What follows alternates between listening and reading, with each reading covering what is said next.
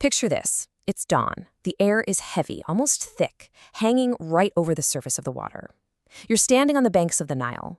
But this isn't the Nile you see in pictures. This one feels alive. Mist is rising up in these slow, ghostly veils, and you see the currents moving underneath, hiding things, then revealing them. This isn't just water, you see. It's a living, breathing thing, pulsing with secrets. And deep inside that flow, you can feel it. There's a presence. You can't see it, but you know it's there. A consciousness, almost, woven right into the water itself. A presence that the Zohar is about to name for us, and it's Joseph. So the Zohar kicks off this whole cosmic drama with this one incredibly potent verse, Pharaoh cholem vehine omed al hayor, which means, and Pharaoh dreams, and behold, he is standing over the river. Now, that word over is everything. He's not in the river, he's above it. He's just an observer, looking down at a reality he can't actually get into. And that's because the river, the Yaor, it's way more than just water. It's a symbol, it's a channel, and as we're about to find out, it's the very soul of Joseph himself, hidden from the most powerful man in the world, right there in plain sight. So glad you're with us. Today, we are diving headfirst into one of the deepest, most beautiful secrets in the whole mystical tradition, Pharaoh's dream at the Nile. And let me tell you, this is not just a story about some skinny cows and a good harvest. No. This is a cosmic blueprint. It's like a divine schematic that shows us exactly how peace and sustenance and all kinds of abundance flow into our world. And, crucially, how that flow can get blocked. We're going to see how Joseph isn't just the guy who figures out the dream. He is the dream. He is the river of peace. All right, so how are we going to tackle this? We're going to use the classic 4-level roadmap called Part Des to peel back all the layers. First, we'll just look at this simple story, what's happening on the surface with Pharaoh's dream. Then we'll start decoding the symbols, the river, those numbers that keep popping up. After that, we'll explore the two competing realities that are going on. You've got Pharaoh's perception on one hand and Joseph's truth on the other. And that will lead us, finally, to the secret, the actual cosmic mechanics of how this divine flow really truly works. Okay, so let's start at the beginning, just the literal story we all know. Pharaoh has these two dreams, and they are seriously unsettling. First, he sees 7 healthy, fat cows coming up out of the Nile to graze. They're followed by 7 gaunt, really ugly cows that just eat the healthy ones. And the crazy part is, they don't even get fatter. He wakes up, totally freaked out, falls back asleep, and dreams again. This time, it's 7 full, beautiful ears of grain on one stalk.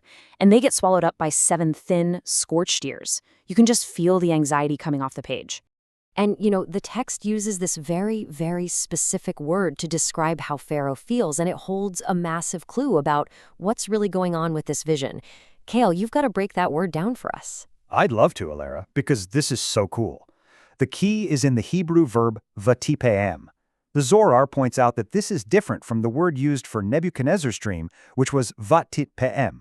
It seems like a tiny difference, but it's huge. What the sages explain is that Pharaoh remembered his dream perfectly. Every detail was crystal clear. What was missing was the meaning. That agitation he felt, it was a kind of spiritual dissonance. His soul knew it had touched something real, but his mind couldn't make sense of it. Nebuchadnezzar, on the other hand, forgot everything, the dream and what it meant. Pharaoh's spirit was being struck, that's what pa'em means, by a reality it just couldn't process. So, what does a king do? He calls in the experts, right? The dream team, all the magicians, all the wise men of Egypt, the smartest guys in the room. And one by one, they all fail. They give him these really shallow interpretations. Oh, you'll have 7 daughters, or you'll conquer 7 kingdoms. But nothing clicks for Pharaoh. And the Zohar tells us why. The dream didn't belong to them. It came from a spiritual source code, a reality they just didn't have the password for. It was like they were trying to open an encrypted file with the wrong key. The dream was just sitting there, waiting for its real owner to show up. Okay, so now we're ready to go to the next level. We're leaving the literal story behind and diving into the world of symbols. This is where we start to see the real architecture of what's happening. And the first symbol we have to decode, the most important one of all, is the river itself. What the Zohar has to say about it is just staggering. Staggering is absolutely the right word, Alara. This right here is a game changer. The Zohar states it plainly. Kol nahar mesitradi Yosef hovi, which means every river is from the side of Joseph. Let that sink in. The Nile in this dream isn't just a location. It isn't just a backdrop for the action. It is Joseph, the source of all the food, the channel for all the flow happening in the dream. It's a direct manifestation of the spiritual power that Joseph is. Pharaoh is literally standing over Joseph, dreaming about Joseph, and he has no idea. Now, to really get this, we have to talk about a core mystical concept called Yesod. In the system of the 10 Sephirot, these divine attributes or channels, Yesod is the 9th one. It's called the foundation.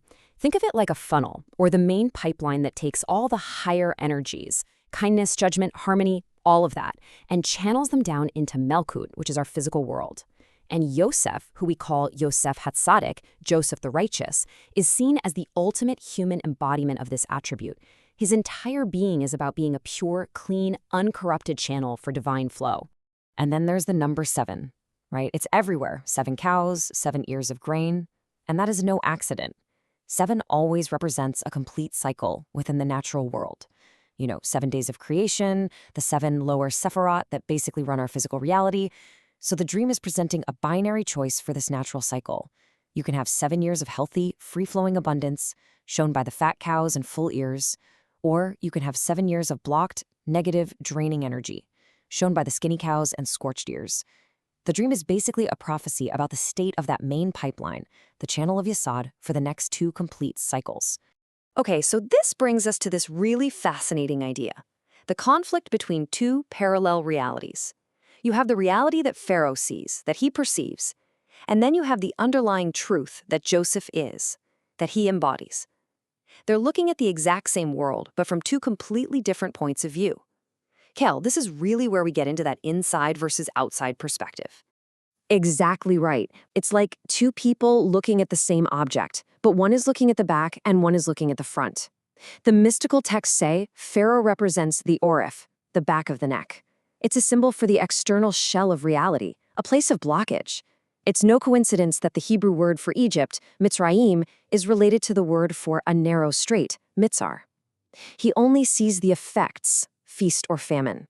His mind is in a state the mystics call mohin dekatnut, a small, constricted consciousness. He stands over the river. But Joseph, he is the panim, the face, the inner reality. He's the cause, not the effect. He's the channel for mohin degadlut, an expanded, infinite consciousness. He's not standing over the river. He is the river.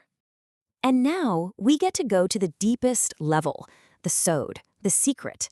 Right here, we're going to unpack the actual cosmic mechanics of how this divine flow of abundance really operates.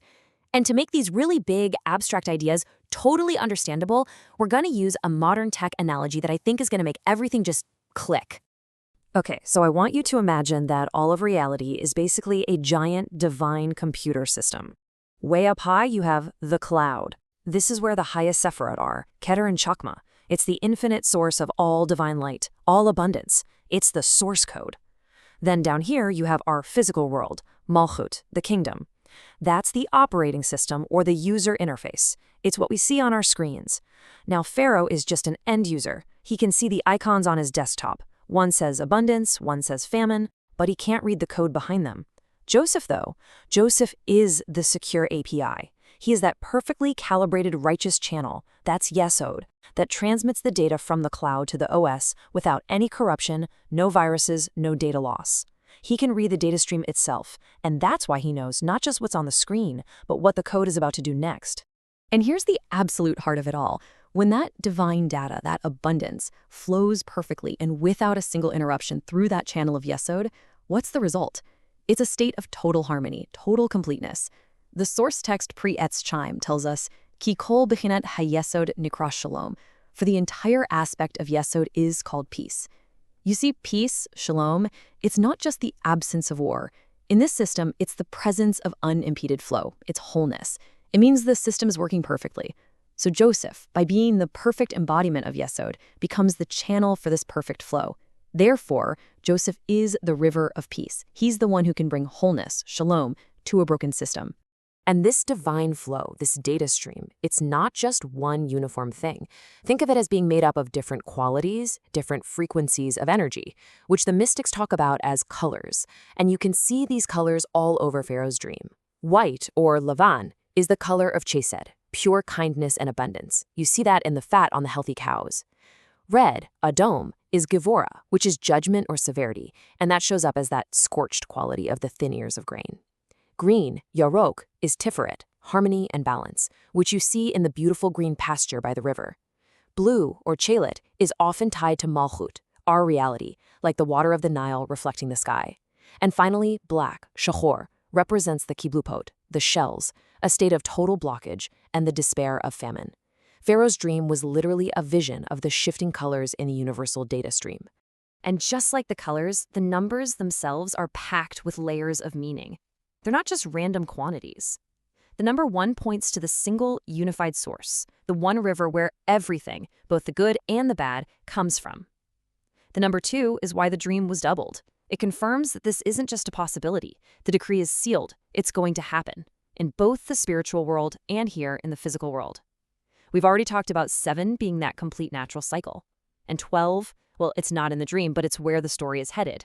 The flow comes through Joseph, the one channel, but it ultimately gets distributed through the 12 tribes. They're the final distribution nodes in the network, bringing that life-giving flow to the entire nation. Okay, so that tech analogy is really powerful.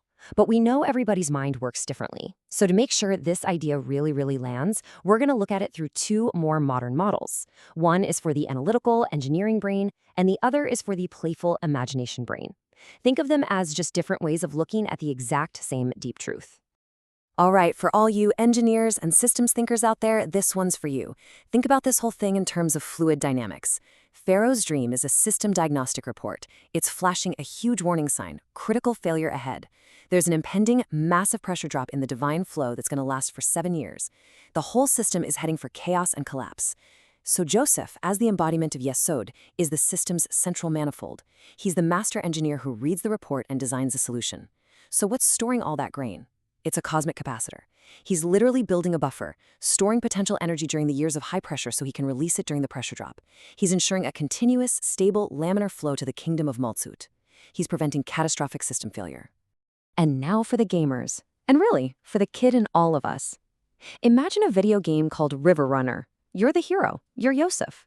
The first 7 levels are these gorgeous sunlit gardens of light. And as you run, you're collecting all these floating power-up gems of peace energy. And you see a power meter at the top of your screen just filling up. But then a warning flashes. Watch out, 7 dark caves ahead. You know these levels are going to drain all the energy from the world. So what do? You activate your stored power. It creates this shield of light around you, and you can run safely through all 7 dark caves, keeping that river of light flowing even in the darkness. You make it to the end, you've saved the world, and you've brought lasting peace to the kingdom. You win. Wow, okay, so we've journeyed all the way from the surface of a dream to the secret mechanics of the cosmos, from fluid dynamics to video games. But you know, the point of all this deep wisdom isn't just to have interesting ideas to think about. It's always about application. It's about how we can take this incredible cosmic blueprint and bring it down to the scale of our own lives. And this, right here, is the ultimate takeaway. Each and every one of us is a channel. We all have our own inner river. Joseph became this massive, universal conduit for peace because of his righteousness, his tzidkut. He held on to his integrity under the most insane pressure. He kept the vessel pure. And for us, the quality of our thoughts, the integrity of our actions, our general state of mind, all of these things determine the quality of the water that flows through us. We can be a channel for muddy, chaotic, turbulent energy, or, through our conscious choices, we can become a clear channel for peace and abundance to flow into our families, into our communities, and into our world. And so this ancient story leaves us with this powerful, timeless choice. Are we going to be like Pharaoh, just standing on the riverbank, confused and agitated by a reality that seems to be happening to us? Or are we going to choose to be like Joseph, to do the hard inner work it takes to become the river itself, to become a conscious, active conduit for the river of peace? As always, the choice is ours. Thank you for joining us for this complete journey through the Pardes. We hope these ancient truths help you and your family improve your own dimensions this week. If you enjoyed this full chapter deep dive, please like, subscribe, and share which part of the journey touched your soul in the comments. We'll see you in the next chapter.